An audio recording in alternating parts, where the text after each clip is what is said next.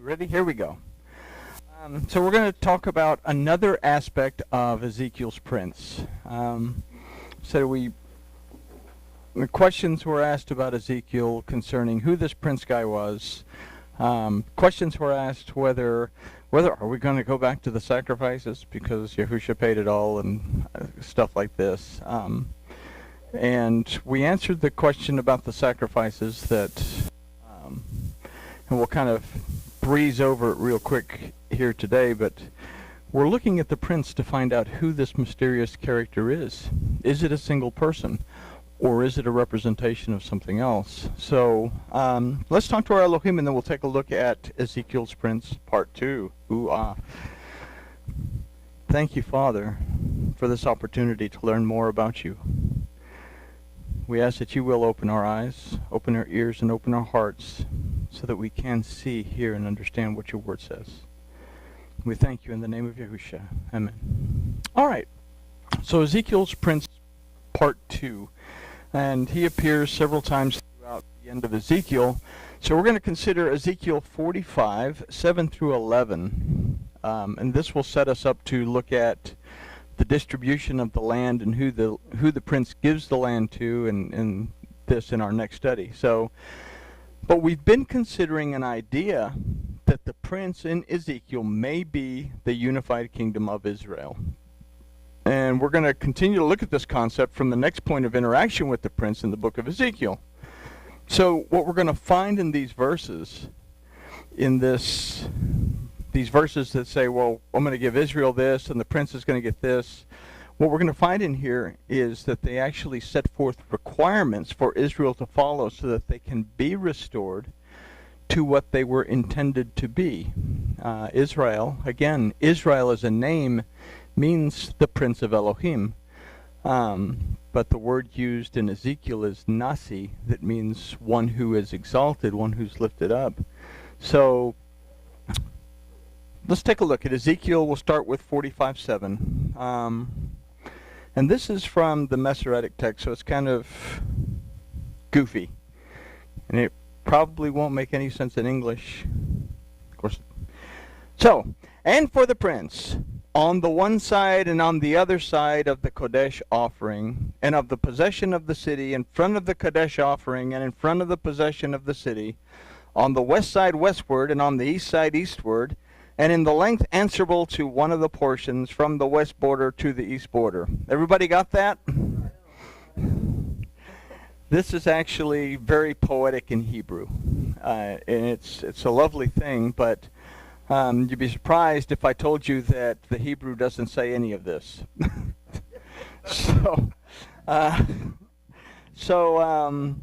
Let's take a look. So we're going to begin, first of all, by deconstructing the verse and reconstructing it with its Hebrew components. And we'll begin with the phrase, and for the prince. So the word is velanasi, that can be interpreted as and for the prince, but it can also mean and to the prince. Okay, we have the lamed there. When we see the lamed as a prefix of the word, lamed is the one that looks like a funky looking, well, I've gotten to where it looks like an L, but that thing is a lamed. As a prefix, it means to or towards something. Okay, so, but we've learned the root of the word nasi that we use for prince, that nasi actually means someone who is a leader, someone who is a ruler, more than it is this idea of a prince.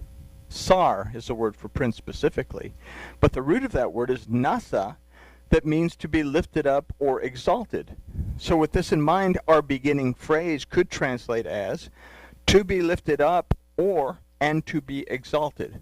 So in other words, we have the beginning of an instruction. In order to be exalted, in order to be lifted up. So as a prefix, lamed also refers to moving towards something, so we can consider this as the act of moving towards being lifted up. So in order to move towards being lifted up. Now, we also take into account that the letter lamed is a letter that represents guidance or instruction. Again, it's Paleo-Hebrew is this, which is a shepherd's goad. The word lamed, the Hebrew word lamed in and of itself means to teach, to instruct, to learn. The shepherd goad represents an act of you guide the sheep. You use the goad to do whatever you're supposed to do with that curlicue thing. I guess you hook the sheep or something with it. I don't know. But anyway, so lamed represents this idea of instruction or guidance. So now we can put all that together into an idea that we can formulate for this first little phrase, and for the prince, as being something that says, being lifted up by moving towards instruction and guidance. So in order to be exalted, you have to move towards my instruction and my guidance. Okay? So next we find an interesting combination of the same word in the phrase, on the one side and on the other side. In Hebrew, it's kind of neat because it uses the same word 2 times in a row, mizeh u mizeh, that would translate literally as this and this, or side and side. But the word mizeh can also mean on these conditions, through this, in this matter, and for this cause. So what we can consider in the Hebrew mizeh u mizeh is the phrase, in this matter, or for this cause, on these conditions. Okay? So we have this, in order to be lifted up and exalted, you have to follow my guidance and be willing to move according to the conditions that they set forth. Okay? So, for what matter and for what cause? So we have to go backwards a little bit to verse 6.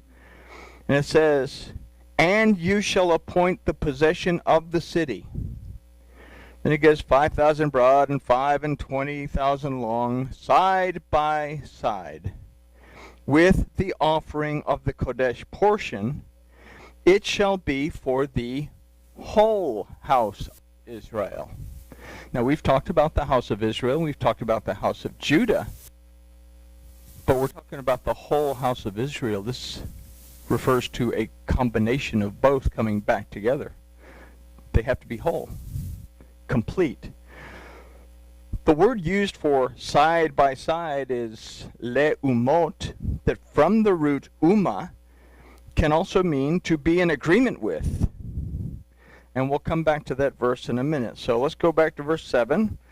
That the next phrase for us to consider is the kadosh offering, which in Hebrew is letrumat hakodesh. So the word latrumat comes from the root taruma, that means an offering, but also refers to a contribution. And the root of this word is rum, that means to exalt. Kadosh means something that is set apart for a specific purpose. We've butchered this in our language, and we've given it this idea of holy. It's divine. In the ancient Hebrew mindset, I'm talking about the ancient Hebrew mindset before it got Greco-Romanized, a concept of something being holy or divine was not something that was even considered. This is something that is set apart for a specific purpose. This is a Expo dry erase pen. It is made for the specific purpose of drawing on a dry erase board. If I tried to draw on this dry erase board with a magic marker or a Sharpie, Chester would shoot me. But it's not made for this purpose. This is made for a specific purpose. So kadosh, this pen is kadosh for the purpose of writing on the board. It's not holy, but it is kadosh. Okay, so now that we've got that out of the way, and I've totally lost myself, kadosh means something that is set apart for a specific purpose. We can consider that this is an offering that is set apart for the purpose of exalting something. If the idea of Nasi, the prince, is an exalted or lifted up, restored Israel, we can consider that this contribution is to be given for this purpose. So with this in mind, we can consider that in order for Israel to receive the city, it must become whole. It must be lifted up. It must be exalted. And it is in this manner and on these conditions that Israel become whole, that this contribution is given for this purpose. So the word used for possession is la achuzat, that also means an inheritance. The root of this word is achaz, that means to grasp or to take possession of. So we can consider that the house of Israel and the house of Judah must become reunited as a whole Israel in order for them to take possession of the inheritance promised to Abraham back in Bereshit. Did Elohim, when he promised the inheritance to Abraham, say, well, Abraham, I'm going to give an inheritance to 3/12 of your seed, but the other 10, well, we're going to call those the lost tribes of the house of Israel. He said, to your seed I give you this inheritance. So if the seed of Abraham is to receive the inheritance, it has to be the entire seed that would involve all 12 brothers. Well, you know what I'm saying, all 12 tribes plus Ephraim and Manasseh. So, so we can consider that the house of Israel and the house of Judah must become reunited as a whole Israel in order for them to take possession of the inheritance promised to Abraham back in Bereshit. This concept transforms the prince from a noun to a verb. It changes it from a person into an action. So now the prince is a process of restoring a possession, restoring an inheritance through the action of following the instruction and guidance of Elohim in doing whatever they must in their contribution. Have I lost everyone so far? Good. Okay, good. Phew. I've almost lost myself. Okay, so, all right. Changes. Okay. They are to take possession of the city. The word for city here is ha'ir. It's a word that represents a place that is guarded by walking and by watching. But the root of ha'ir is ur, that means to be roused from sleeping or to become awakened. So what we can now consider is that the whole of Israel will become awakened to this purpose, its purpose for existing. What is the purpose of Israel? Well, we get it again. Go back to Shemot 19. It says, if you will shema to my voice, if you will perceive, discern, and understand what I'm telling you, and listen to my commandments, then I will make you my treasure.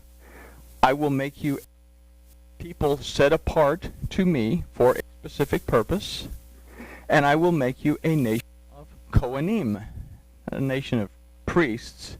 We all walk around with the little white thingy. But the word Kohanim, beyond this concept of priest, means someone who ministers to someone else, or someone who teaches someone else. So I will make you a nation of ministers and teachers to the world around you.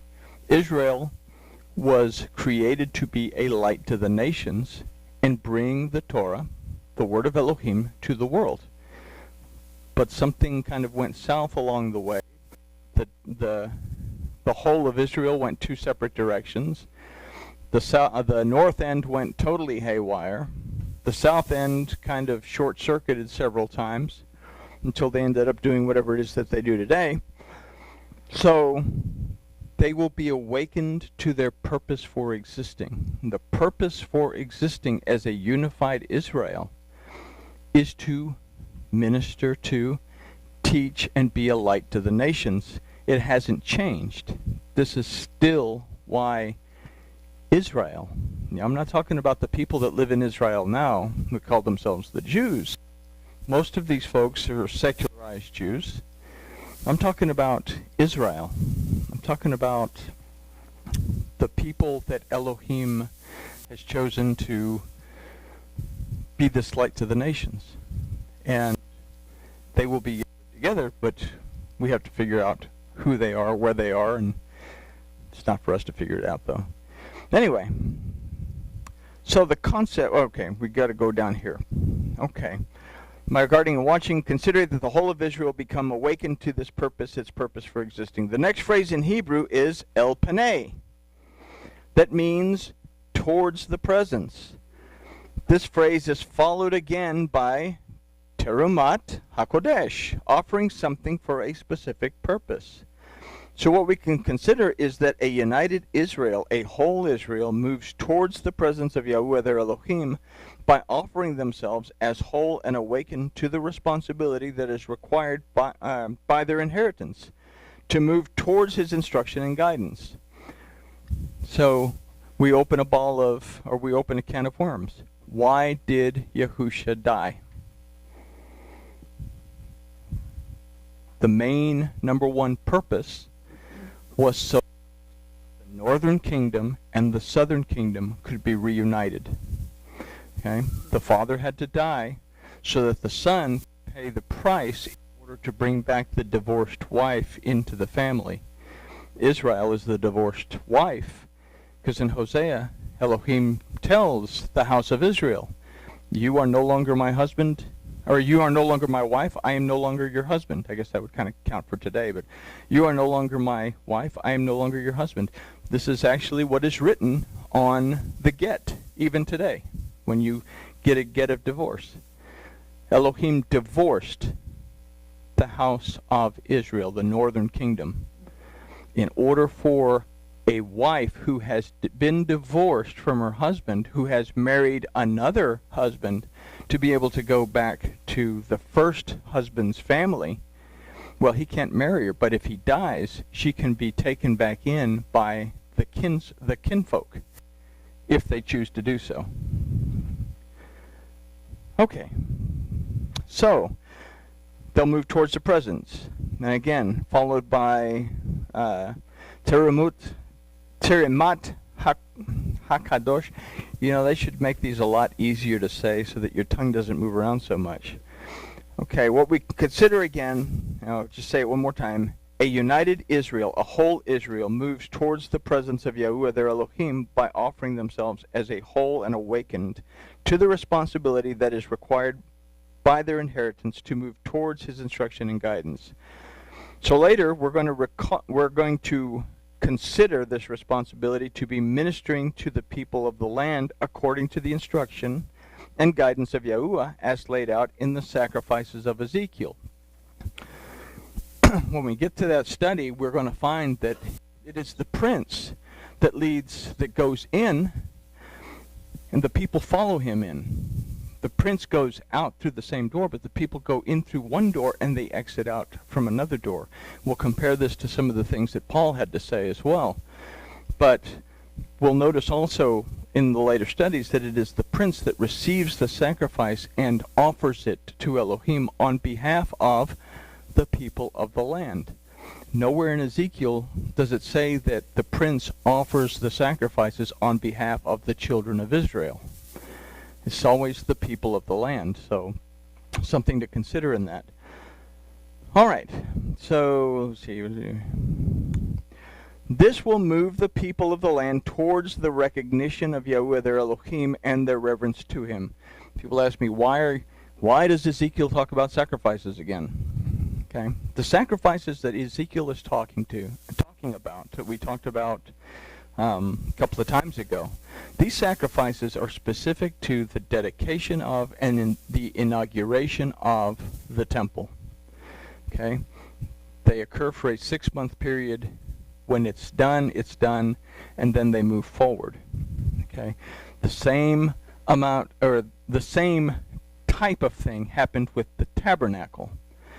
And even though the Temple of Solomon was not on the level of the tabernacle or Ezekiel's temple, again, the tabernacle was ordered to be constructed by Yahuwah Elohim for the purpose of being people, so that they would recognize that he was among them. The Temple of Solomon was constructed so that Solomon could basically put Elohim in a box and be content that this is where we can worship, and he brought in all kinds of strangers and all kinds of different ideas and allowed corruption to take over.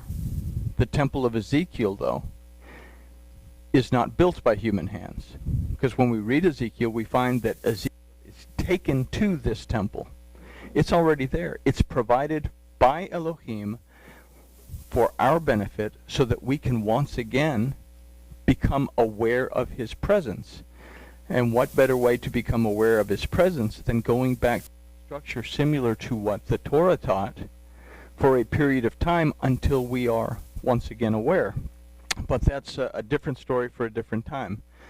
So later in the study we'll consider this responsibility in ministering to the people of the land according to the instruction and guidance of Yahweh as laid out in the sacrifices of Ezekiel, which are totally different than the ones in the Torah. In fact, so different that the rabbis wanted to suppress the book of Ezekiel because it was considered heresy.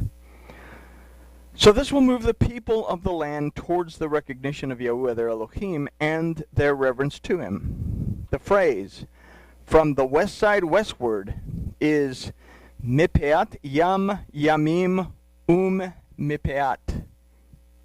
Try saying that 5 times real fast.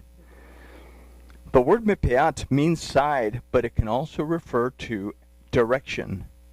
And this word can also mean or refer to self-discovery from a more primitive sense. We have to understand that the language, the words evolve, the ideas evolve with them. But when we go back to the ancient proto-Sinaitic thought processes of the early Hebrew people, those thought processes are totally different then as they are now. So where it could mean direction, back then it would be an idea of self-discovery. The word yam can mean west, or a little orange potato that you eat. Oh, sorry. Ha ha ha. All right, the word yam can mean west, but also and more specifically means the sea. Now, the primitive concept of yam is something that is unknown. So what we can consider is that Israel as a whole is to move in a direction of self-discovery, recovering what they have forgotten about themselves, and by proxy, they are to move the people of the land in their self-discovery as a people living in the kingdom and the presence of Yahweh their Elohim.